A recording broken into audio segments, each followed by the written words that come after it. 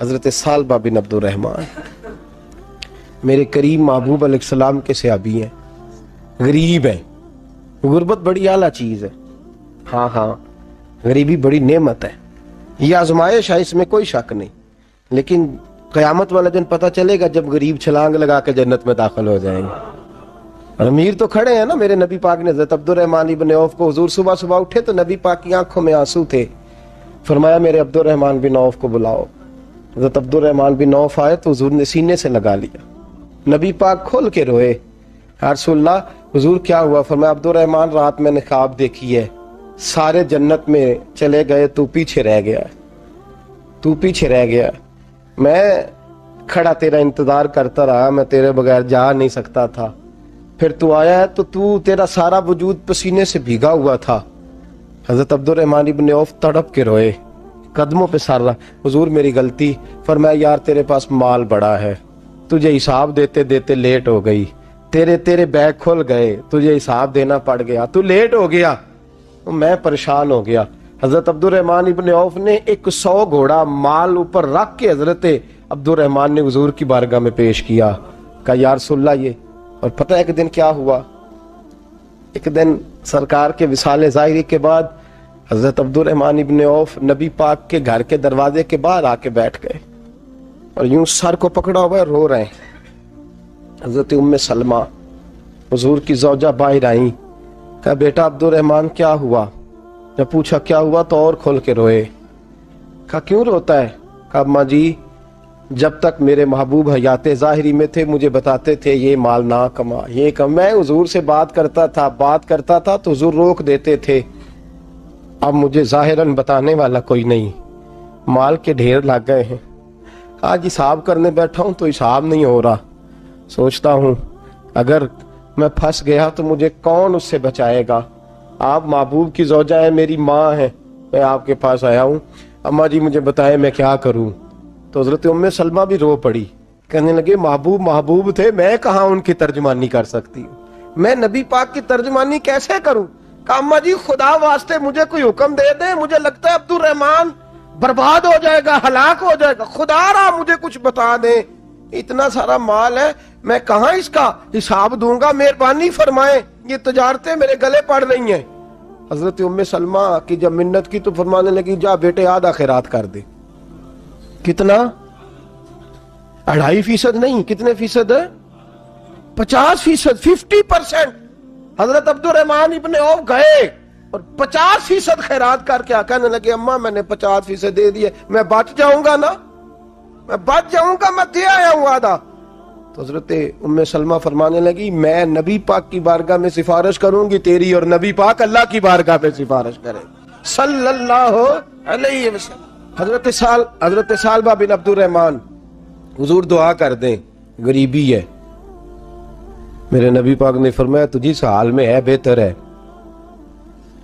کرتے ہیں حضور نہیں دعا کر دیں، فرمایا تجھی اس حال میں ہے، تیسری دفعہ پھر آ گئے، حضور نے دعا کر دی، 4 بکریاں تھیں، چند مہینے گزرے، کچھ تجارت شروع کی، چھوٹے موٹا لین دین شروع کیا تو 40 ہو گئیں، کچھ وقت اور گزرا تو ریوڑ بن گیا، پھر گائیں بھی آ گئیں، پھر اونٹ بھی آ گئے، پھر لائنیں لگ گئی، پھر ہر وقت حضور کے قریب بیٹھنے کو دل کرتا تھا، اب لین دین کے معاملات تھے، اب ذرا طبیعت تھوڑی پیچھے ہٹنے لگی، تھوڑا دل پیچھے ہٹنے لگا، پہلے 5 نمازیں مسجد میں، پھر زور اثر کی چھٹی، میری طرف دیکھو اور دیکھو میں کیا عرض کر رہا ہوں، پھر زور اثر گئی، پھر کچھ وقت گزرا تو مغرب بھی گئی، پھر اتنی بڑی حویلی کوئی نہیں، پھر باہر جا کے مدینے سے ڈیرا لگا لیا، جمعے کے جمعے آتے، زکوٰۃ کا حکم آ گیا 2 ہجری میں، حضرت ابو ہریرہ رضی اللہ تعالیٰ عنہ امیر زکوٰۃ مقرر ہوئے، 5 اونٹوں پر 1 بکری، یہ زکوٰۃ ٹھہری۔ اب جب گئے نا اونٹ گنے اور بکریاں گننے لگے، اوہو 1 کروڑ پہ 2.5 لاکھ کس نے دیا تھا؟ دعا کس نے فرمائی؟ اوہو اتنا، میرے پیسے بینک سے میسج آ جائے گا اتنے کم ہو گئے، اوہو بڑی مصیبت بنے گی، مجھے تو خوشی ہوتی ہے جب آتے ہیں تو اب یہ والا میسج بھی چلے گا کہ اتنے مائنس ہو گئے، توبہ توبہ، پریشانی لگ گئی، بڑی طبیعت، انکار نہیں کیا، کہنے لگے حضور سے جا کے عرض کرنا میں خود آؤں گا، اور جہاں محبوبیت ہو وہاں اتنے لفظ بھی بے ادبی ہیں، وہاں ٹھہر جاؤ، سوچتا ہوں، سمجھتا ہوں، غور کرتا ہوں، یہ جملے بھی وہاں توہین ہوتے ہیں۔ محبوب ہو اور وہاں انسان سوچ سمجھ کی بات کرے، وہاں انسان، بابا بلے شاہ صاحب نے کہا عقل آخ دی چگے نو سام کے رکھ، عشق آخ دے بال کے سیکنا چاہیے ہے۔ کہا جا کے کہنا میں آؤں گا۔ سب کی زکوٰۃ لے آئے، در رسول پہ آئے، حضور نے فرمایا پہلے سالبہ کی بات بتاؤ، پتہ تھا نا پہلے سال۔ حضور اس نے کہا تھا میں آؤں گا۔ حضرت ابو ہریرہ کہتے ہیں نبی پاک نے ٹھنڈی آہ بھری، آہ ٹھنڈی، فرمایا ہلاک ہو گیا۔ اس کو کہا تھا نہ اس چکر میں پڑ، ہلاک ہو گیا، ہلاک۔ حضرت ابو ہریرہ فرماتے ہیں دو باریک باریک آنسوؤں کے قطرے بھی میں نے محبوب کی آنکھوں میں دیکھے۔ اپنا ہے نا تو دکھ ہوا، یار میرا اپنا تھا، ہلاک ہی ہو گیا ہے، کدھر چلا گیا ہے۔ ان کو بھی بعد میں خیال آیا، او ہو میں تو غریب تھا، یہ آیا کدھر سے تھا، میں تو غلامی رسول میں آتا گیا تو رب میری عزتیں بڑھاتا گیا، یہ میں کس چکر میں پڑ گیا۔ آئے لائنیں بکریوں کی لائے، حاضر کی، حضور وہ میں نے کہا تھا حضرت ابو ہریرہ سے میں خود آؤں گا، حضور میں خود لایا ہوں۔ فرمایا محبوب نے مجھے تو نہ بتا، میں تو سمجھتا ہوں، میں نے کہا تھا تو میں آ گیا ہوں۔ فرمایا چل اٹھا، دوڑ جا، لے جا۔ حضرت ابو ہریرہ فرماتے ہیں انکار محبوب نے سالبہ کو کیا، لیکن آنسو ابو بکر صدیق کے بھی نکل گئے۔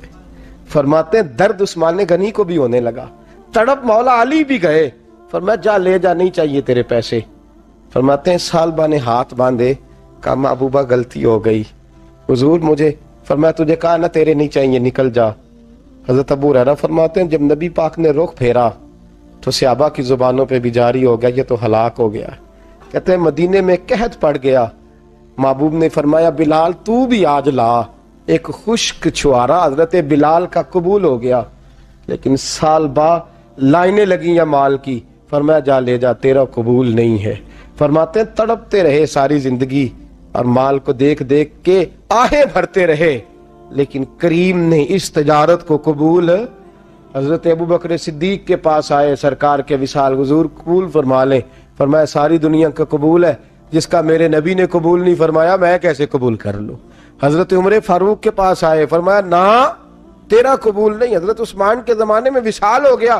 عزیز یاد رکھ، تجارت وہ والی کر جو تجھے نجات دے، اس چکر میں نہ پڑ جا جو تجھے الجھا دے۔ قرآن مجید کی آیت آئی اقترب للناس حسابہم وہم فی غفلۃ معرضون، لوگوں کا حساب قریب آ گیا ہے اور وہ ابھی بھی غفلت میں پڑے ہیں، ابھی بھی 2 کے 4 اور 4 کے 10 کر رہے ہیں، حساب کا وقت قریب آ گیا۔ حضرت انس آئے مسجد سے، ایک صحابی مکان بنا رہے تھے، جھونپڑی تعمیر کر رہے تھے۔